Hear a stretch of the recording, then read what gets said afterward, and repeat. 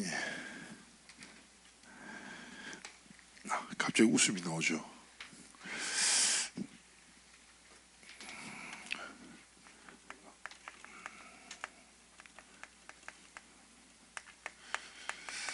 오늘 바스쿠니 에틀이란 제목으로 함께 말씀을 통해 우리 1년 동안 여러분 일평생 신앙생활하면서 이 영적인 원리들을 꼭 기억하고 우리의 길을 걸었으면 좋겠다는 생각됩니다. 렘넌트 여러분들이 어디를 보든지 사실은 이렇게 사람의 눈이라는 것이 사실은 눈에 보이는 것보다 중요한 건 그 보이는 것을 올바르게 보려면 지식이 필요하죠. 그죠? 그 유럽에 가보면 변기가 두 개예요. 두 개인 데가 있어요. 호텔이. 근데 한 개는 볼일을 보는 거, 한 개는 자욕기란 말이죠. 그 자욕기는 따뜻한 물이 나오겠죠. 제가 아는 친한 누나, 이 교회를 다니고 있는 어떤 중직자가 신혼여행 가서 그걸 보고 이게 뭔지 모르잖아요. 따뜻한 물이 나와서 햇반을 데워 먹었어요. 거기다가 모르니까. 그리고 호텔에 불을 어떻게 끄는지 몰라가지고 밤새 불 켜놓고 잤다고 하더라고요. 저한테 막 얘기하는데 저는 엄청 웃겼죠. 왜냐하면 모르면 그럴 수 있어요. 저도 실제로 그 처음에 제가 일본에 처음으로 그 해외를 나갔었는데 그때 애들 데리고 중학교 한 12명 데려갔었어요. 근데 이제 절 입구에 되게 대나무에 물이 깨끗하게 흘러나오는 거죠. 그래서 내 애들 다 이거 다 일본 다 물 사 먹어야 된다 여기. 공짜로 주는 물이라고. 야 봐라, 산에 가면 약수 있지. 일본도 절에 좋은 물이라고 마시라고 다 마셨는데 손 씻는 물이더라고요. 다행히 제가 안 먹었어요. 다행히. 뭐 그런 실수를 범하시죠. 근데 되게 중요한 게 잘 봐요. 우리가 어떤 사물을 볼 때 지식이 있으면 이게 선풍기구나 이렇게 작동한다. 마찬가지잖아요. 근데 그것보다 훨씬 중요한 게 영적 사실이에요. 여러분이 사람 사건과 시대를 보면서 영적 사실을 가지고 보는 것과 보지 않는 것과는 어마어마한 차이가 있어요. 그래서 영적 존재이기 때문에 영적인 눈으로 뭘 봐야 됩니까? 이 시대를 봐야 돼요. 자, 여러분이 봐야 될 게 뭐냐? 첫 번째,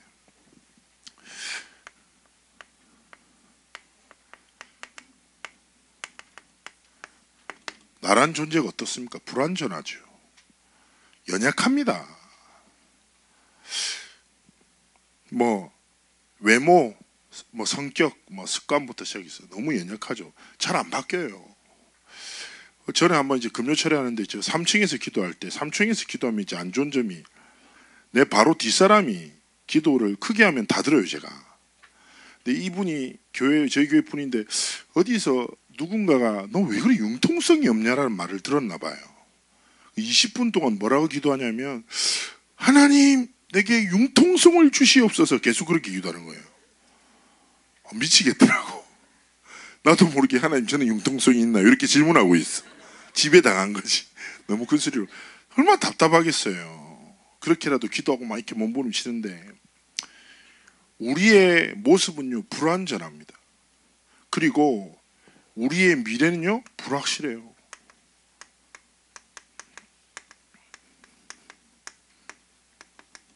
대부분의 사람들이 이 두 가지를 매여서 굉장히 몸부림치며 살아가죠. 자, 이런 나는 불완전하고 미래는 불확실한데 현장은 어떠합니까? 너무 가슴 아픈 게 많은 교회가 무너져 가요.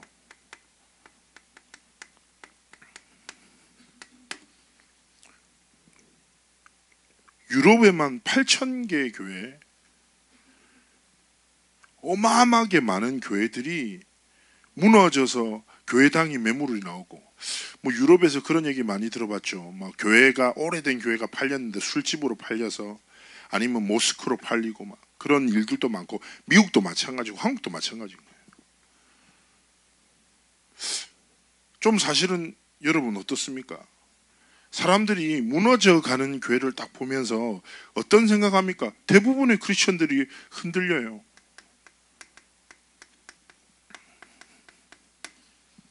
막 흔들려요.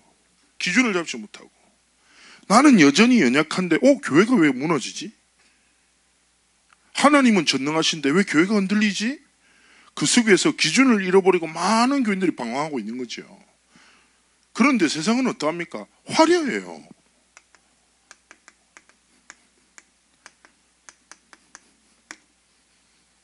화려한 세상이라니까. 교회는 뭔가 좀 연약하고 성도들도 좀 연약한 것 같은데 나도 너무 이상한데 세상 보면 화려하고 뭐 되는 것 같고 나도 저렇게 되고 싶고 막 그런 마음. 그러다 보니까 어떻게 됩니까? 계속 현혹되는 거죠. 이렇게 살아가요. 자, 잘 봐요. 이게 나잖아요. 교회고 세상이. 영적으로 잘 보라니까. 정말 중요한 게 뭡니까? 여러분이 결론적으로 기억해야 될 내용이 뭐냐? 하나님의 은혜가 임하지 않는 곳이 재앙입니다. 알겠습니까? 저는 렘넌트 사회 가면서 어떤 생각을 딱 하게 되냐면 대부분 사람들이 딱 여기 매여 살더라고요. 자신은 연약하고 교회는 아무것도 아닌 것 같고 세상은 대단한 것 같은 거예요. 여기서 방황하고 갈등하고 말씀을 듣지만 어떻습니까? 머리에는 하나님의 복음을 가지고 있지만 내 시선은 세상을 딱 바라보고 부러워하고. 우리 렘넌트들 그런 렘넌트 있죠. 말씀 들을 때 자기 뭐 되는 것 같은데 세상 학교 나가면 아무것도 아닌 것 같고 오히려 하나님 안 믿고 막 그런 애들 부럽기도 하고 쟤는 집안이 좋고 뭐가 있고 영적인 사실을 보지 못하면 여러분은 이런 흐름에 갇혀서 살아갈 수밖에 없어요. 잘 봐요. 파수꾼이 뭔데요?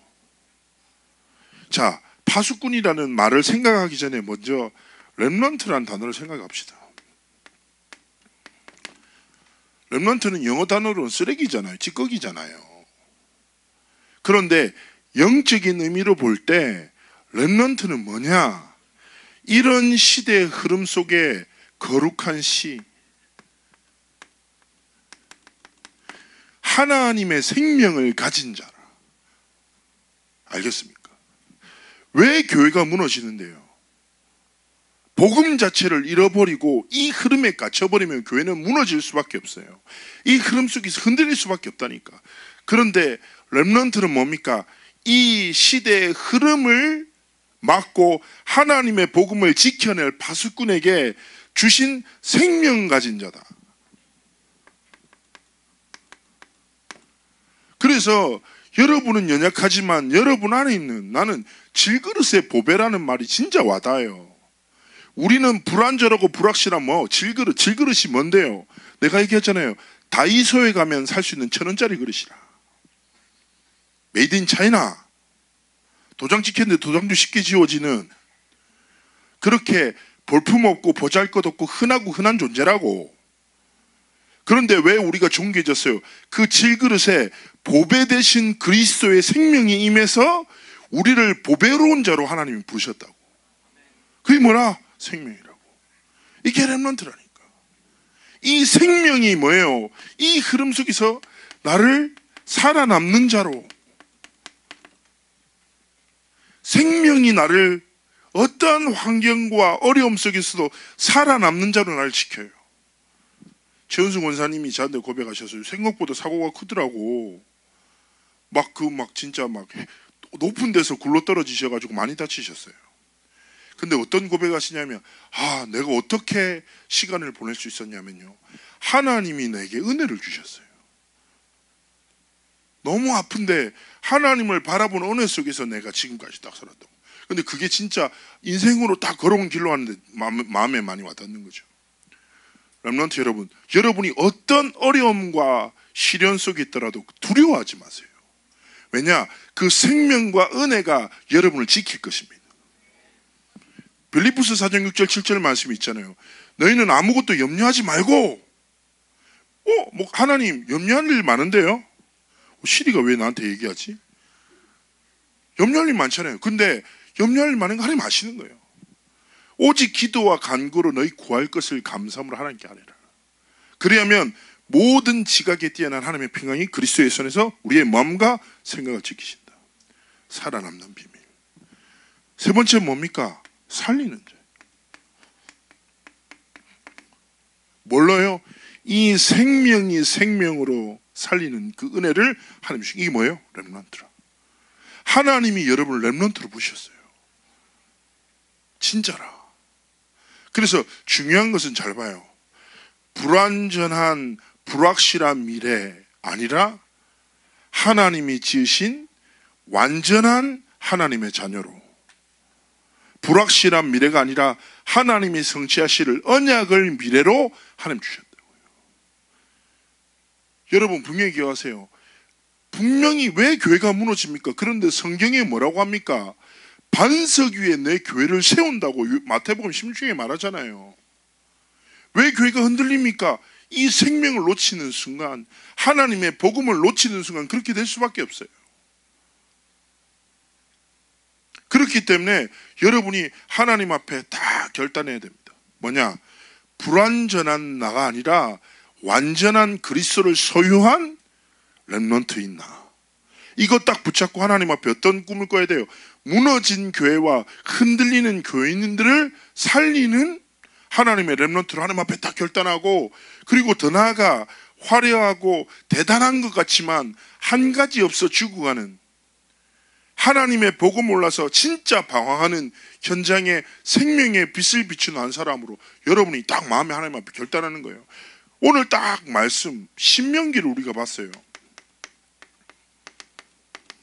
이 말씀 되게 유명하잖아요. 이스라엘에 들으라, 유일한 여호와 하나님이 마음과 뜻과 힘을 다해 내 하나님 여호와를 사랑해라. 이 말씀의 배경을 알 필요가 있어요. 어떤 내용이냐? 잘 봐요. 이스라엘이 출애굽을 해요. 몇 명이 했을까요? 대충 장정이 40만, 200만 명이라고 생각해요. 역사학자들이 대략 200만 명이. 그런데 얼마나 살벌하냐면 200만 명이 걷다가 텐트 치고 자고 또 걷다가 텐트 치고 자면서 계속 광야 생활을 해요. 어마어마하죠. 그리고 도망 나올 때 여러분 이미 대단한 역사를 경험하지 않았습니까? 뭐예요? 홍해에서 그 당시에 이집트의 전차 부대가 쫓아왔는데 그 홍해에서 다 수장시켜버렸어. 완전히 승리했어. 그래서 그 홍해를 건너자마자 이스라엘 백성들이 하나님 앞에 기뻐 뛰며 찬양해요. 승리를 주신 하나님께. 그런데 가다 보니 어떻게 합니까? 이스라엘 백성들이 끊임없이 하나님을 원망합니다. 어떻게 원망해요? 목마르면 목마르다고 원망하고, 배고프면 배고프다고 원망하고, 고기 먹고 싶다고 원망하고, 심지어 어떻게까지 고백하냐? 이러려면 그냥 이스라엘에 있게 하지 왜 데리고 나가고 우리를 이렇게 굶게 하십니까? 하나님 그때마다 꾹꾹 참아요. 내가 쳤으면 가만 놔둘 건데, 예? 꾹꾹 참고 목마르다면 반석 딱 치면 물이 확 나와. 만나를 줘. 맛있게 먹다가 고기 먹고 싶다고 하니까 여러분 얼마나 기적이에요. 생각을 해봐요. 메추라기 새떼들이 갑자기 몰려들어 200만 명이 배부르게 먹을 고기가 매일 저녁마다 나타나. 그래서 내 앞에 탁 떨어져. 에? 얼마나 소름 돋아. 아침에 딱 눈을 뜨면 만나가 기다리고 있어.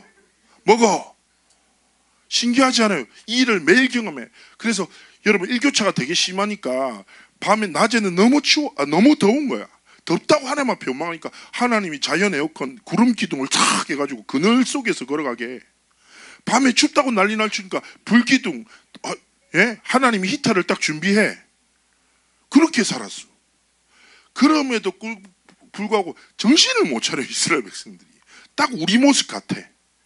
은혜 주시고 모든 것을 주시는데 정신 못 차고 조금만 문제 생기면 막 그렇게 간다는 거예요. 그렇게 3개월 정도 지나서 이 사건이 딱 발생하는 거예요. 이게 뭐냐? 하나님이 이스라엘 백성들을 딱 인도하시면서 언약을 딱 준비해 주시고자 하는 거죠. 언약을. 하나님의 계명을 전달하시고자 해요. 그래서 시내산으로 가는 거예요. 시내산은 뭐냐? 돌산이라 아주 높아. 그런데 이 시내산에서 200만 명이 밑에서 딱 진을 치고 기다리고 있어. 그런데 하나님의 임재가 나타난 거예요. 산꼭대기에 막 번개 치고 불 보이고 막 이렇게 안개 가득하고 이런데 하나님 임재하신 거지. 얼마나 신비로운 광경이야. 근데 그 구약 시대만 하더라도 하나님의 영광을 마주하는 순간 죄인된 인간은 다 죽어요. 하나님의 영광의 빛을 보거나 하나님의 음성을 듣는 인생은 다 죽어요. 그런데 모세 딱 민족의 지도자가 올라가. 며칠 동안 내려오냐? 40일 정도 막 있는 거야. 기다려 불안해. 그러죠. 이스라엘 백성이 어떤 일도 하는 줄 압니까? 모세가 갔다가 안 내려오는 거예요. 그 생각한 거예요. 모세 죽은 거 아니야? 언제까지 기다려야 돼? 이렇게 하다가 무슨 짓까지 하냐? 자신들에 있던 모든 금딱지를 모아서 금송아지를 만들어요. 하나님의 언약이 선포되는 이 순간에 이스라엘 백성들은 뭐하냐? 또 기다리지 못하고 응답이 없다고 두려워하고 염려하면서 예틀 우상 숭배하는 체질로 딱 돌아가서 송아지 만들고 그렇게까지 해요. 그러다가 시간표가 딱 돼. 모세가 딱 내려오는데 돌판 딱 2개 들고 얼굴에서 광채가 팍 나고 빛이 확 나. 하나님의 영광을 마주했으니까 그때 딱 내려오는 장면이 딱 나와요. 신명기 4장 5장에. 그런데 5장에 보면 신명기를 딱 읽으면 5장에 어떤 내용이 나오냐면 이스라엘 백성들이 갑자기 두려워하는 거예요. 왜 두려워할까? 어떻게 모세가 하나님의 음성을 듣고 영광을 마주했는데 죽지 않았지? 근데 우리는 그 광채를 봤잖아. 하나님의 음성을 들었던 모세의 음성을 들었잖아. 우리도 죽는 거 아니야? 라고 벌벌 떨기 시작하는 거예요. 그러면서 막 울어요. 우리 죽는 거 아니야? 어떻게 해야 되지? 어떻게 해야지? 모세 우리가 어떻게 해야 됩니까? 살 길을 알려주세요. 그러니까 하나님이 모세를 통해서 말씀하신 거예요. 야, 너희들의 자세가 옳다. 맞아. 너희는 죄인 되었기 때문에 내 영광을 마주하는 순간 너는 죽을 수밖에 없는 존재들이야. 아무런 전적으로 타락하고 소망 없는 이스라엘 백성이라고 얘기하는 거예요. 그러면서 하나님이 말씀하신 거예요. 그 마음을 가지고 항상 하나님을 경외하고 하나님의 말씀을 사모하면서 살아. 그러면서 너희들 다 집으로 돌아가서 기다려. 내가 살 길을 가르쳐 줄게. 그래가지고 그 두려운 마음으로 이스라엘 백성들이 다 집에서 기다리는 거예요. 우리가 어떻게 하면 살지? 이러고 있는데 갑자기 하나님이 다시 모신 거, 모세를 통해서. 그러면서 주시는 게 이사야 6장, 그 신명기 6장 말씀입니다. 무슨 말이냐? 렘넌트 여러분 꼭 기억하세요. 목사님은 이스라엘의 출애굽을 보면서 딱 우리의 모습 같다고 생각해요. 쉽게 낙심하고 쉽게 불신앙하고 쉽게 염려하는. 우리는 소망 없어요. 알겠습니까? 그런데 하나님이 주신 살 길이 뭐냐? 아주 단순해요. 마음과 힘과 뜻을 다해 뭐요? 하나님 사랑하라. 그리고 뭡니까? 모든 순간에 계속 표현하는 거예요. 하나님의 말씀을 마음에 새기고 집에 있을 때, 길을 갈 때, 누워 일어났을 때 이 말씀을 강론하고 손목에 기호로 삼고 미간에 붙여서 표로 삼고. 이스라엘 백성들은 진짜 이렇게 살아요. 지금 이스라엘의 청소년들은 가보면요, 손목에 하나님의 언약이 기록되어 있는 막 띠를 삼습니다. 그리고 미간에도 하나님의 언약을 딱 붙이고 계속 하나님의 말씀 암송하면서 살아요. 율법에 그대로 살아간단 말이에요. 근데 중요한 건 뭐냐? 저는 오늘 이 연약한 우리의 모습을 벗어날 수 있는 예툴은 아주 단순하다고 생각합니다. 렘넌트 여러분 생각해 보세요. 내가 나를 바꿀 수 있습니까? 이런 연약한 나를 내 스스로 벗어날 수가 없어요. 그래서 중요한 건 뭡니까? 하나님의 진짜 말씀을 붙잡고 믿음으로 도전해야 돼요. 어떤 도전이에요? 마음과 힘과 뜻을 다해 하나님을 사랑하고 하나님의 말씀을 내 삶의 중심으로 붙잡고 살아가는 건데, 그러면 여러분이 진짜 붙잡고 살아가야 될 하나님의 율법이 무엇입니까? 첫 번째예요. 그리스도입니다. 제가 신앙생활하면서 확신한 내용이에요. 뭐냐? 여러분이 어떻게 하면 여러분의 연약한 한계를 넘어 진짜 하나님 앞에서 올바른 렘넌트의 길을 걸을 수 있냐? 다른 것이 아니라 하나님이 주신 예수 그리스도의 언약을 붙잡고 이 이름 사랑하고 하나님 앞에서 인생의 길을 걸을 때 하나님이 진짜 자유함을 주시는 거예요. 왜냐? 하나님이 예수 그리스도의 이름 안에 완전한 자유함을 누리는 모든 응답과 비밀과 은혜를 담아 놓으셨거든요. 그래서 저는 렘넌트들에게 우리가 어떻게 하면 예틀을 벗어날 수 있습니까? 저는 그리스도의 이름을 붙잡고 사랑하고 고백할 때 하나님이 우리의 삶에 참된 자유함을 주시는 거예요. 요한복음 3장 16절에 말씀합니다. 하나님이 세상을 이처럼 사랑하셔서 독생자를 주셨다고. 하나님이 우리를 사랑하셔서 주신 그리스도. 목사님이 사역하다가 그런 렘넌트들 많이 만나거든요. 예를 들자면 막 그런 거 있잖아요. 자신의 상처. 제가 사역했던 애 중에 고아아이가 있어요. 고아인데 이 아이가 고아원에서 살던 아이인데 여자아이였는데 어떻게 현장에서 연결돼서 다락방을 하던 친구였는데 저보고 엄마라고 불렀어요. 전 지금도 기분이 나빠요. 어느 날부터 나보고 엄마라고 하길래 내가 아무리 네가 제정신이 아니더라도 그런 말 나한테 하지 말라고 얘기했는데, 자, 제가 딱 사역하면서 그때 제가 느꼈던 게 뭐였냐면 이 아이는 고아 출신의 도벽도 있고 그리고 막 애가 굉장히 불안한 아이였단 말이에요. 얘는 진짜 깜깜해요. 사역하다 보면 그런 애 웬만하면 소망이 보이는 애들이 많은데 얘는 사역하면 깜깜하고 너무 깜깜해서 이렇게 얘는 미래가 있을까 이렇게 싶을 정도로 애가 무너져 있는 애였단 말이에요. 근데 이상하게 얘가 말씀을 듣지도 않는데 이상하게 말씀이 선포되는 자리에 계속 오는 거지요. 그러다가 이제 하다가 제가 한번 상담을 하게 되고 아이의 배경을 알게 되고 그랬는데 얘가 또 자기를 버린 엄마가 어디 사는지를 알고 있어. 너무 소름 돋는 게 고아원에서 15분 거리에 엄마가 살고 있는 거예요. 다른 남자랑 결혼해갖고 애들을 놓고. 얼마나 상처가 됐어요. 그 아이가 진짜 저한테 얘기했다니까요. 자기는 자기 꿈은 한 가지밖에 없다. 엄마 죽이는 거라고. 엄마는 내가 이 사실을 안지 모른다고. 어떻게 얘가 알게 된 거예요. 어쨌든 사역하는데 아무 소망 없잖아요. 근데 제가 이 아이한테 예수 그리스도라는 하나님의 사랑에 대해서 얘기했어요. 제가 이 아이의 마음의 상태를 치유하고 엄마에 대해서 이해시키고 그 다음에 이 아이의 삶을 고치고 다 하고 싶지만 전 그럴 시간이 없잖아요. 제가 한 건 딱 한 가지밖에 없어요.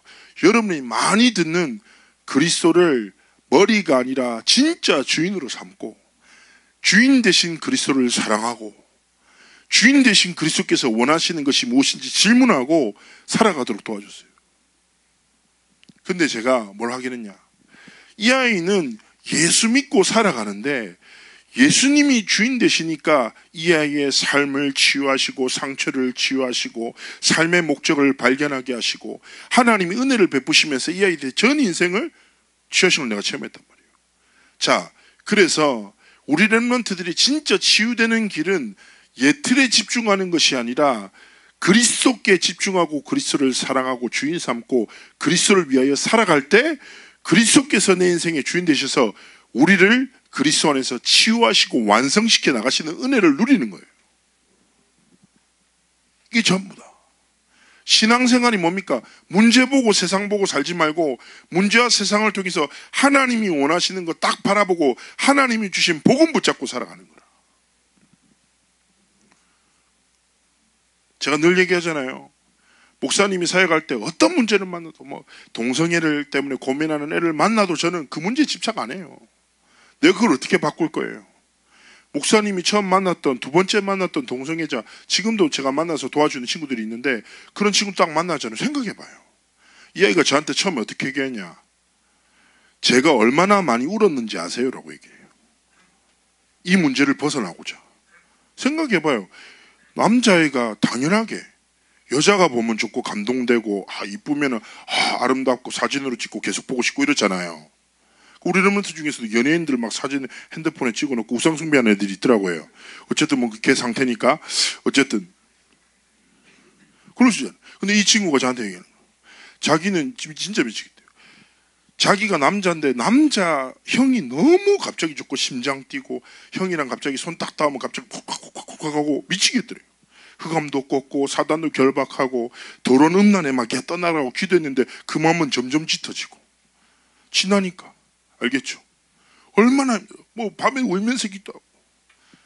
내가 근데 그거 붙잡고, 야, 성경에 동성애하면 돌로 쳐 죽이라고 했다. 니 나한테 돌로 좀 맞자.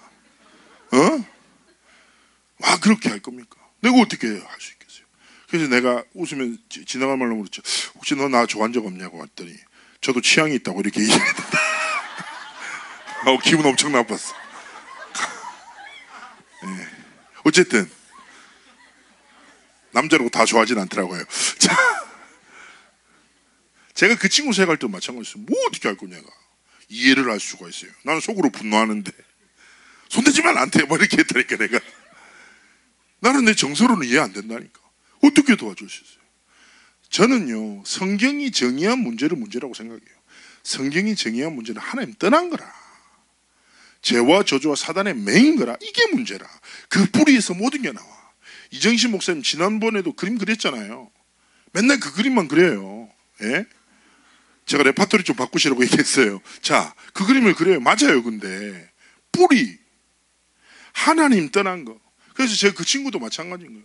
제가 그 문제를 문제라고 아니라 진짜 이 문제는 하나님을 떠난 영적 상태가 완전 무너져 있는 건데, 그것을 회복할 길은 네가 이성을 좋아하는 게 아니라 그리스도를 사랑하는 거라고.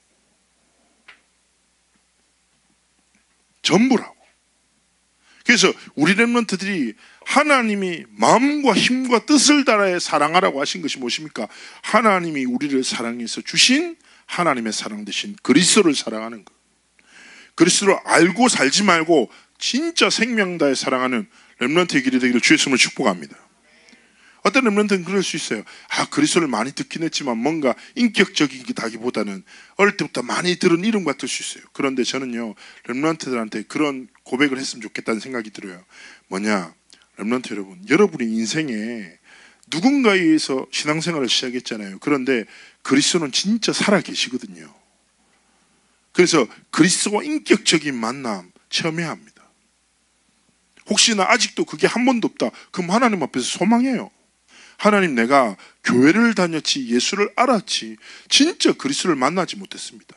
살아서 역사하시는 그리스도를 나의 그리스도로 체험할 수 있는 그 은혜와 축복 달라고 한번 기도해요. 진짜 중요해요. 두 번째, 사도행전 1장 3절 하나님 나라입니다. 하나님의 나라. 여러분 어떻습니까? 저는요, 하나님의 나라를 실제 제 소망으로 삼고 살아갑니다. 그리스도는 내 사랑이에요. 하나님 나라는 내 소망이라. 여러분, 이 땅 가운데 살아갈 때 여러분이 세상 사람들 앞에 작은 자일 수 있습니다. 그러나 하나님 앞에 그리 살지 마십시오.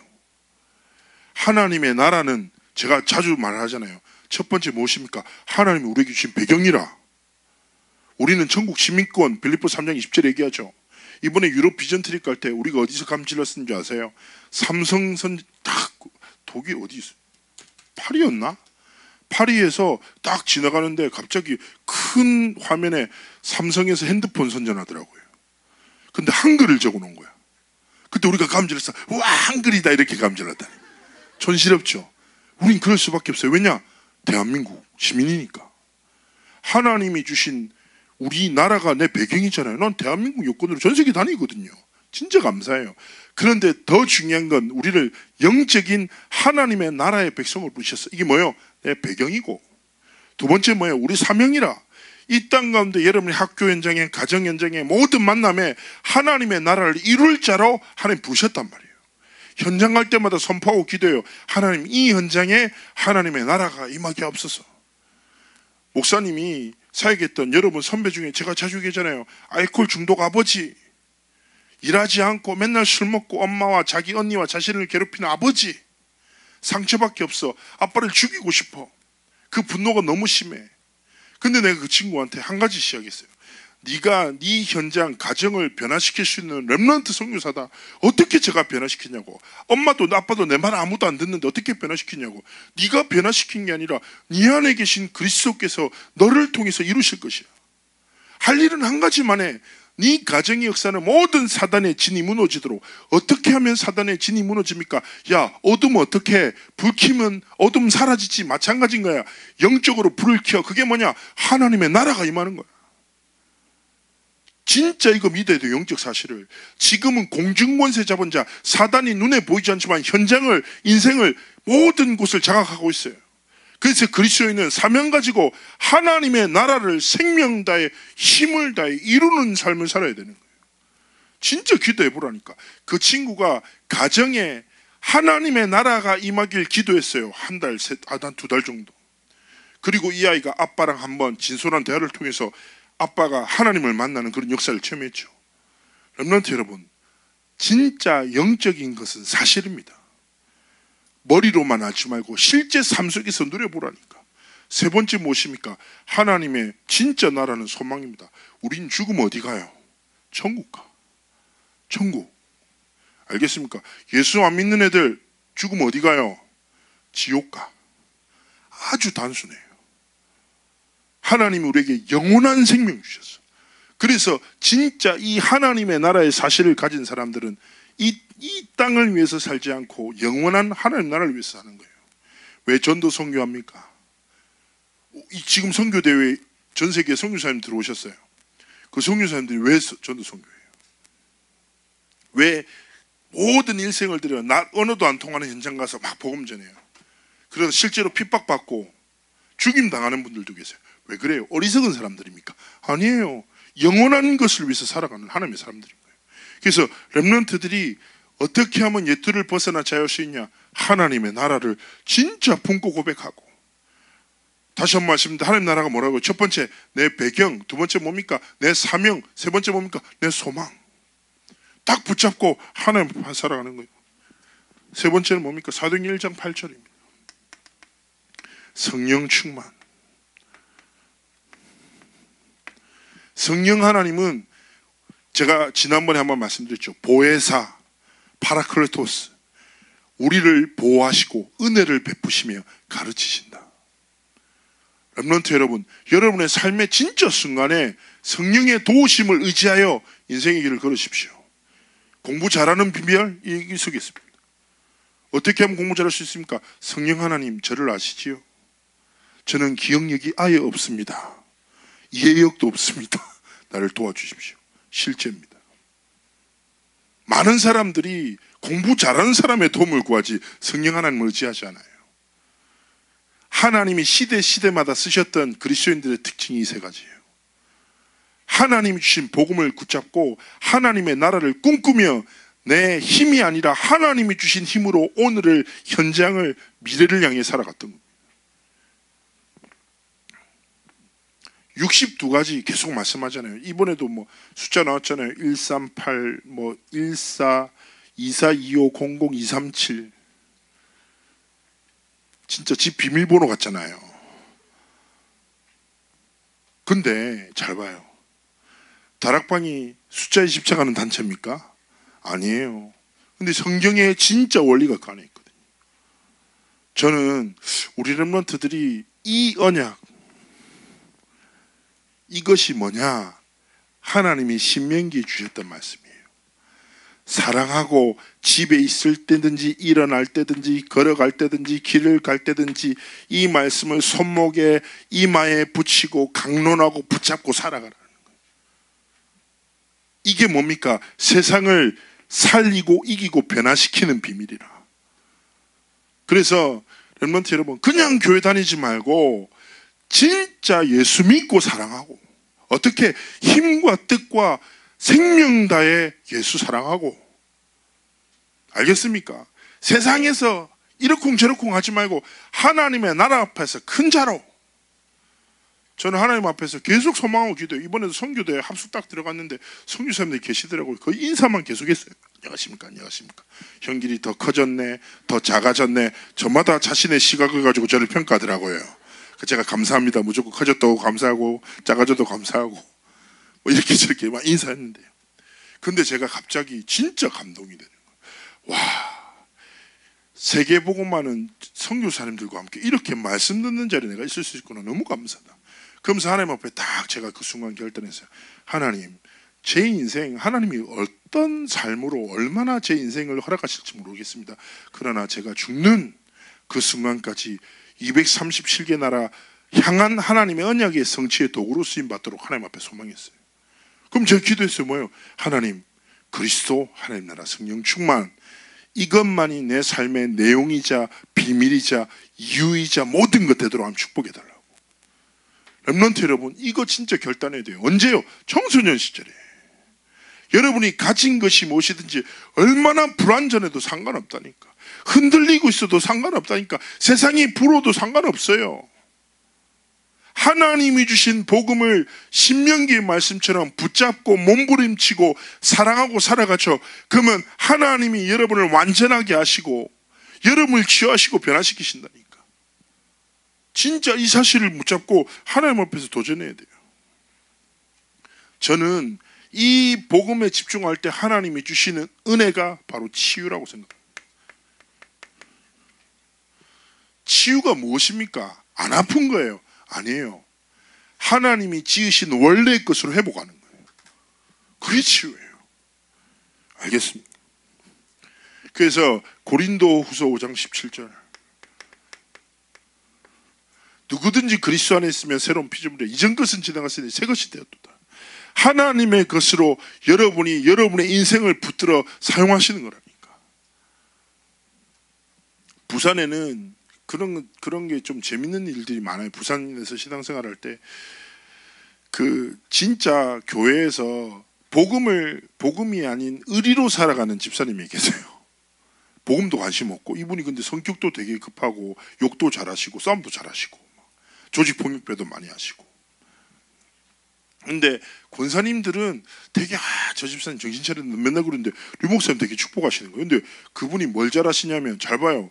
분명히 이분은 욕 잘하고 술 잘 먹고 깡패들이랑 잘 놀고 맨날 이걸로 살아가요. 근데 이분이 어떻게 쓰임 받냐? 찬양 전도를 가서 행패 부리는 모든 사람을 정리해요. 진짜 뭔가 아나 봐 사람들이. 그리고 심지어는 어떤 일이 있었냐면, 잊지 못하는 건데, 제가 어릴 때인데 용두산 공원에 전도를 갔어요. 유 목사님도 그때 같이 찬양 전도를 다닐 때였는데, 그때 석가탄신일이 주일이었나 봐. 근데 그쪽에 용두산 공원이라는 그 공원, 부산에 남포동에 있는 공원 안에 용두사란 절이 있었거든. 근데 그 스님이 화난 거지. 왜냐하면 석가탄신일에 전도한다고. 진짜 봉 들고 나와서 너거는 예의도 없냐면서 우리 부처님 태어나신 날 왜 전도하냐, 봉 들고 뛰어나왔어. 그 스님을 잠재운 사람이 누굴까요? 그 집사님입니다. 아이고 이러면서 팔 꽂고 바로 구석에 데려가더니 한 3분 얘기하니까 그 스님이 얌전하게 돌아가시더라고요. 제가 그거 보면서 되게 많이 웃었는데, 잘 봐요.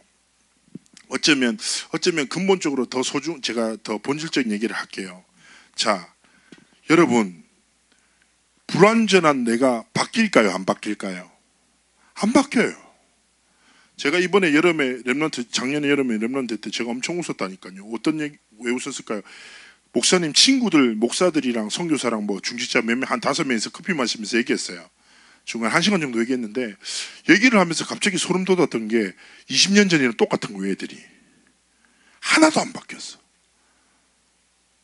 나도 여전히 이상하고 얘도 이상하고 다 이상해. 옛날에 놀던 그대로라. 그래서 내가 그 얘기했지. 야, 진짜 우리 1도 안 바뀌었다. 신분만 바뀌고 나이만 먹었지 상태가 그대로라면서. 같이 막 웃었거든요. 렘넌트를 보면 소심하는 렘넌트 계속 소심할 거예요. 눈치 보는 렘넌트 있죠? 눈치 볼 겁니다. 기얇은 렘넌트 있죠? 계속 흔들리면서 할 거예요. 근데 중요한 건 뭡니까? 치유라는 것이 무엇입니까? 하나님이 사용하시는 거예요. 나는 소심한데, 예?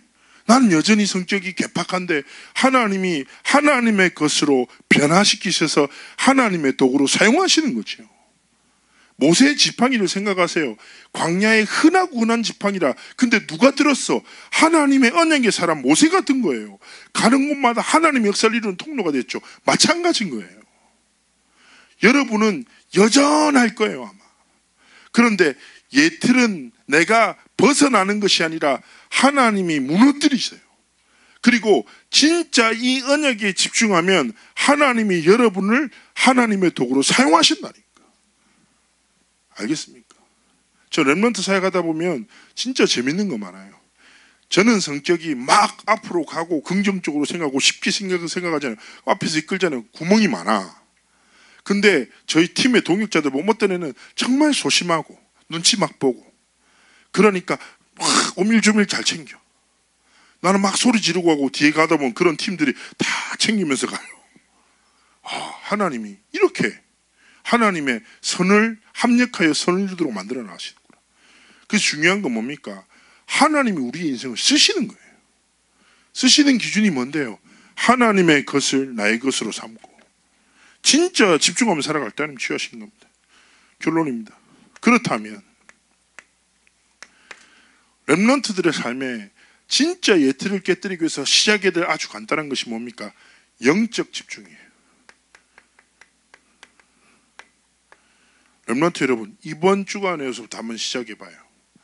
뭘 시작하냐? 자, 하나님이 주신 복음에 집중하는. 그래서 딱 2가지. 첫 번째, 말씀과 두 번째, 기도예요. 목사님 맨날 하는 소리, 그 소리, 또 소리, 이 소리, 맨날 이 소리 얘기할 수 있어요. 맞아요. 근데 이게 전부거든요. 근데 뭐냐, 말씀에 집중하기 위해서 렘넌트 여러분, 이 한번 도전을 해보세요. 하도 자주 하지만 절대로 안 하는 거, 복음 성구. 또 그 소리, 그치? 집중훈련 때 또 신행수 또 그 소리하고 나도 그 소리하고 류목사님도 맨날 그 소리하고, 근데 죽어도 안 하니까 그 소리를 계속 하나님 하시는 거예요. 진짜 해보라니까. 내가 렘넌트 사역하다 보면 깜짝 놀라는 게 성경이 없어, 안에 텅텅 비었어. 에? 가수들의 노랫말은 너무 잘 알고 BTS의 신곡은 너무 잘 알고 그 말도 안 되는 가사를 다 외우며 복음 성구는 몰라. 말이 돼야 안 돼요. 실제로 그 성경고사 할 때도 우리 그 신학교에서는 성경고사 치거든요. 제가 상식적으로 하나 물어볼게요. 여러분, 선생님 말하지 마요. 다니엘이 어디를 향하여 하루에 3번씩 기도했습니까? 예루살렘. 이야, 안 해. 어떤 신학생이 벽이라고 적었어요. 안 해. 맞잖아. 벽을 향해 기도했겠지. 벽 뒤에 뭐가 있는지 생각 못하고. 자, 렘넌트 여러분, 저는 여러분의 마음과 생각에 가장 깊이 자리 잡아야 될 게 딴 거 없어요. 하나님의 말씀. 그 말씀 가운데 복음의 말씀. 나를 살리고 세상을 살리고 시대를 살리고 치유할 복음의 말씀이 내 생각과 입술에 머물도록 영적 도전하세요. 진짜라. 내가 확신하는데 이거 집중하는 순간 치유돼요. 얘기했잖아요. 묵상하다라는 말이, 묵상하다는 말 자체가 얘기하잖아요. 내가 묵상을 하면 사람은, 여러분 눈 감고 생각 딱 해보고 말씀 생각해보면 말씀 생각 됩니까? 절대 안 돼요. 잡생각 나요. 내가 생각이 멈추는 길은 뇌사 상태밖에 없다니까. 멈출 수 없어. 그래서 내가 자주 얘기하잖아요. 묵상하다라는 말은 게 조용히 읊조리다는 말이 히브리어로 하가고, 하가는 뭐라고? 비둘기 울음소리. 비둘기 울음소리가 하가. 비둘기 봤어요? 어떻게 한다고? 이렇게 움직인다고. 이렇게 계속 움직이면서 구구 이렇게 다녀요. 내가 용두산에서 전도를 오래 해봐서 알아. 내가 때린 비둘기가 한 100마리가 넘거든요. 진짜 비둘기를 너무 많이 봐. 용두산 공원에 엄청 많아. 이렇게 다녀요.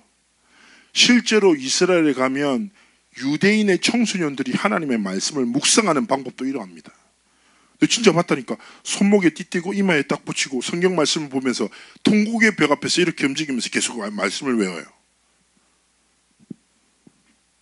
내 말은 여러분 학교 가가지고 성경 들고 저런 그리스도 이렇게 점점 외로워지겠지. 선생님도 상담하고 갑자기 학교 그만 나오라고 할 수 있겠지. 그 말하는 게 아니잖아. 무슨 말이에요? 여러분의 진짜 영혼에 하나님의 말씀이 있도록 하나님 앞에 딱 몸부림치라고요.